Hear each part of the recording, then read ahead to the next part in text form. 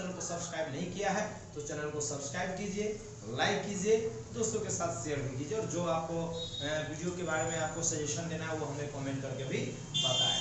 तो चलिए हम आपको आज बताने जा रहे हैं, आज का जो हमारा टॉपिक है वो हमारा टॉपिक है नरेशन। नरेशन कि narration is the way of telling, narration is the way of telling या giving an information of the speaker before others, यानी कि जो स्पीकर के द्वारा कही गई जो बातें होती है या जो इंफॉर्मेशन सूचना होती है, जब हम किसी अन्य व्यक्ति के सामने जब हम उस सूचना को प्रकट करते हैं या उस सूचना को जब हम व्यक्त करते हैं तो हम लोग उसको कहते हैं नरेशन। एक हम आपको सिंपल एग्जांपल दे रहे हैं कि मान लीजिए हमको कोई आदमी कहता है कि फलाना आदमी से कह दीजिएगा, कोई एबीसीडी नाम दे रहा है कि आप उससे कह दीजिएगा वो मुझसे मिलते हुए जाए। अब मैं उस व्यक्ति को जाकर ये कहता हूं कि अमुक व्यक्ति आपको बोला है कि मुझसे मिलते जाए, तो यहां पर मैंने बोला उस बात को, लेकिन मैंने वैसे नहीं कहा जैसे वो जो हमको कोई व्यक्ति बोला था। हमको अगर वो उसी बात को जस्ट उसी की भाषा में बोलना होगा तो हम ऐसे कह सकते हैं कि अमुक आदमी ने मुझसे कहा है कि फलाने से कह दीजिएगा कि वो जाते समय मुझसे मिलते जाए।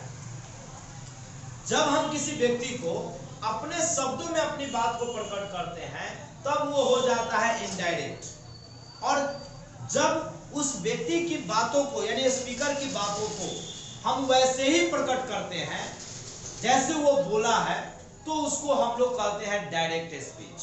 ठीक है, यानी हमारा जो स्पीच होता है वो दो प्रकार का होता है, एक होता है डायरेक्ट स्पीच और एक होता है इनडायरेक्ट स्पीच। यानी हम लोग यहाँ पर कह सकते हैं कि जो नरेशन होता है वो नरेशन का आपको कितना होता है, टू काइंड होता है। आप गौर कीजिएगा, नरेशन के कितने होंगे, टू काइंड होंगे। पहला वाला जो होगा स्पीच, और जो दूसरा वाला होगा उसको हम लोग कहते हैं इनडायरेक्ट स्पीच। अब देखिए बहुत आसान है समझना, इसको बहुत इजी है। डायरेक्ट स्पीच में मैंने क्या बोला कि स्पीकर के द्वारा जो बात कहा गया है, जो स्पीकर हमें कुछ बताया है, जब उस स्पीकर की बातों को मैं वैसे ही कह रहा हूं, मैं वैसे ही व्यक्त कर रहा हूं जैसे या जिस भाषा में हमको कहा है, तो उसको हम लोग बोलेंगे डायरेक्ट स्पीच। और स्पीकर के द्वारा कही गई बात को हम अपने भाषा में, हम अपने लैंग्वेज में जब अपने तरीके से उसको व्यक्त करते हैं तब उसको हम लोग बोलते हैं इनडायरेक्ट स्पीच। ठीक है, तो हम लोग ऐसे कह सकते हैं कि नरेशन कितने प्रकार के होते हैं, दो प्रकार का। पहला वाले को हम लोग क्या नाम देंगे, डायरेक्ट स्पीच, और दूसरा वाले को हम लोग क्या नाम देंगे, इनडायरेक्ट स्पीच। अब हम आपको यहां पर बता दें कि अगर हम लोग यहां पर जाएंगे इसको हिंदी में क्या कहेंगे, तो डायरेक्ट स्पीच को हिंदी में हम लोग कहते हैं प्रत्यक्ष कथन। आप देख लीजिएगा, और इसको हम लोग कहते हैं अप्रत्यक्ष कथन। अप्रत्यक्ष कथन ये है। मैं एक एग्जांपल दे रहा हूं डायरेक्ट में, आप डायरेक्ट में एग्जांपल क्या दिया हुआ है, the teacher said, the teacher says, आपको ये कह रहा है the teacher says to me, the teacher said to me, I am an honest man.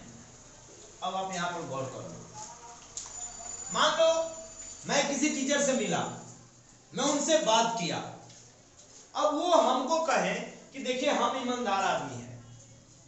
अब हमको वो बोले हैं कि मैं ईमानदार आदमी हूं, अब उस चीज को जैसे वो बोले हैं कि मैं ईमानदार आदमी हूं, मैंने क्या किया है, उनकी बातों को वैसे ही प्रकट कर दिया जैसे वो हमको कहा है। वो व्यक्ति हमको, टीचर हमको जैसे बताए हमने वैसे ही व्यक्त कर दिया। तो हमने क्या बोला कि टीचर मुझसे कहते हैं कि आई एम एन ऑनेस्ट मैन, मैं एक ईमानदार आदमी हूं। तो यहाँ पर हमने क्या किया, स्पीकर द्वारा कही गई बातों को मैंने वैसे ही प्रकट कर दिया जैसे हमें बताया गया। तो ऐसे स्पीच को हम लोग क्या बोलते हैं, डायरेक्ट स्पीच बोलते हैं। अब इसी चीज को हम ऐसे कह देंगे, जरा गौर कीजिएगा, यहां पर आप गौर कर लीजिए, हम इसको अगर यही कहेंगे the teacher tells me, comma हट के inverted comma, that he is an honest man. अब देख लीजिए, मैं अब यहां पर आपको क्या बता रहा हूं कि टीचर मुझसे कहते हैं कि वह ईमानदार आदमी है। अब देखो यहां पर जो टीचर हमको जो शब्द कहे, जो लैंग्वेज में इस्तेमाल किए, मैंने उसमें कोई चेंजेस नहीं किया। तो जो स्पीकर के द्वारा कही गई बात होता है उसमें बिना चेंज किए हुए सेम टू सेम आपको वहां पर आप एग्जैक्टली अगर आप रिप्रेजेंट कर देते हैं तो एग्जैक्टली कहने की बात को हम लोग कहते हैं डायरेक्ट स्पीच। अब मैंने यहां पर कहा वही बात है कि टीचर ईमानदार है, टीचर मुझसे कहते हैं कि टीचर वह ईमानदार है, तो यहां मैंने सेम बात बोला, लेकिन बोलने या कहने का तरीका वहां पर मेरा अपना हो जाता है। तो जब किसी भी तरीका को, कोई भी सेंटेंस को या स्पीकर की बातों को जब हम अपने ढंग से व्यक्त करते हैं, हम अपने तरीका से उसको व्यक्त करते हैं, तो वो जो मेरा स्पीच होगा उसको हम लोग कहते हैं इनडायरेक्ट स्पीच। ठीक है, तो यहाँ पर हमने आपको बताया कि नरेशन एक ऐसा तरीका है, एक ऐसा ढंग है जो स्पीकर के द्वारा कही गई बातों को हम किसी दूसरे व्यक्ति के सामने प्रकट करते हैं, तो वैसे चीज को हम लोग क्या बोलते हैं, नरेशन बोलते हैं। अब नरेशन आपको कितने प्रकार का हो जाएगा, तो नरेशन दो प्रकार का होगा, पहला हो जाएगा डायरेक्ट स्पीच, दूसरा हो जाएगा इनडायरेक्ट स्पीच। अब आता है डायरेक्ट स्पीच क्या है, तो डायरेक्ट स्पीच वैसे है जिसमें हम किसी भी सब्जेक्ट के द्वारा यानी कि स्पीकर के द्वारा कही गई बातों को हम ज्यों का त्यों प्रकट करते हैं, तो वो मेरा कहलाता है डायरेक्ट स्पीच। अगर वही स्पीकर के द्वारा कही गई बातों को हम अपने ढंग से प्रकट करते हैं तो वो हमारा हो जाता है इनडायरेक्ट स्पीच। अब आप गौर करेंगे, यहाँ पर मैं दो चीज क्लियर करना चाहता हूँ। ये जो इन्वर्टेड कॉमा के अंदर होता है, यही बात हमको स्पीकर बोला है, वो जो व्यक्ति स्पीकर होता है वो यही बात बोलता है। तो जो स्पीकर द्वारा बोली गई बात होता है उसको नाम देते हैं रिपोर्टेड स्पीच। जरा गौर कर लीजिएगा, क्या नाम देते हैं, रिपोर्टेड स्पीच। और इन्वर्टेड कॉमा के बाहर, चाहे वो पहले रहे चाहे बाद में, जो वर्ब होता है उस वर्ब को हम लोग नाम देते हैं रिपोर्टिंग वर्ब। क्या नाम देते हैं, रिपोर्टिंग वर्ब। तो याद रहे कि इन्वर्टेड कॉमा के बाहर वाले साथ जो वर्ब होता है उसको बोलते हैं रिपोर्टिंग वर्ब, और स्पीकर जो हमको बात बोला है उस बात को हम लोग इन्वर्टेड कॉमा के अंदर में रखते हैं और उसको हम लोग बोलते हैं रिपोर्टेड स्पीच। ठीक है, तो अब आप यहां पर समझ सकते हैं कि कोई भी स्पीच अगर डायरेक्ट में दिया है तो हम लोग कैसे पहचानेंगे। तो अगर कोई स्पीच जो रिपोर्टेड स्पीच अगर इन्वर्टेड कॉमा के अंदर में दिया हुआ है और उसमें कॉमा का यूज किया गया है, तो आप देखते समझ लीजिएगा कि वह इनडायरेक्ट डायरेक्ट स्पीच है। और क्या है, डायरेक्ट स्पीच में रिपोर्टिंग वर्ब वाले सेंटेंस और रिपोर्टेड स्पीच के बीच में कॉमा लगा रहेगा, और जो रिपोर्टेड स्पीच स्पीकर के द्वारा कही गई बात है उसको इन्वर्टेड कॉमा के अंदर रखते हैं। एक बात और याद रखना है, रिपोर्टिंग वर्ब वाला सेंटेंस रिपोर्टेड स्पीच के पहले भी रह सकता है और रिपोर्टेड स्पीच के बाद भी रह सकता है।